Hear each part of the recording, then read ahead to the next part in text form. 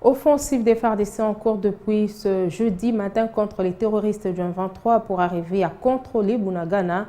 La société civile du Nord Kivu encourage les forces loyalistes à poursuivre leurs actions pour conquérir totalement cette entité. John Banyene, président de la société civile du Nord Kivu, a félicité les autorités congolaises pour la suspension de tout accord avec le gouvernement rwandais. Il s'insurge contre la MONUSCO qui continue à nier la présence de l'armée rwandaise sur le sol congolais. On l'écoute dans cet extrait choisi par Patrick Sielou, un autre permanent dans la région.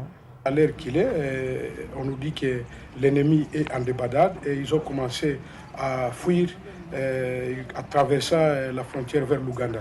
Et pour l'instant, il y a même de ces assaillants qui ont été même récupérés par la population. Donc pour dire, nos militaires se comportent très bien sur le terrain, tel qu'on était en train de dire.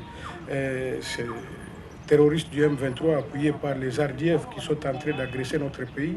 Je crois que le gouvernement est en train de s'y mettre petit à petit. Et en même temps, nous profitons d'encourager les différentes mesures qu'a prises le gouvernement. Ils ont rompu avec tous les accords avec les Rwandais. C'est quelque chose que nous, la société civile, nous sommes en train d'encourager et que le gouvernement aille jusqu'au bout. Et nous demandons à la communauté internationale, nous demandons aussi à l'Ouganda d'extrader tous ces terroristes et leurs alliés qui ont traversé sur la terre, qui ont traversé dans l'Ouganda, de les extrader au Congo pour qu'ils puissent répondre de leurs actes. Quand la MONUSCO doit commencer à dire qu'il n'y a pas la présence des RDF sur le sol congolais, c'est une contradiction et c'est aberrant.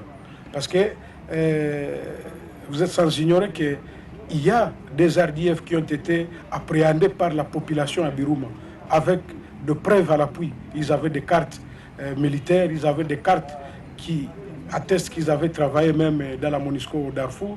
Et aujourd'hui, quand la MONUSCO doit dire ça, c'est vouloir fâcher la population du Nord Kivu.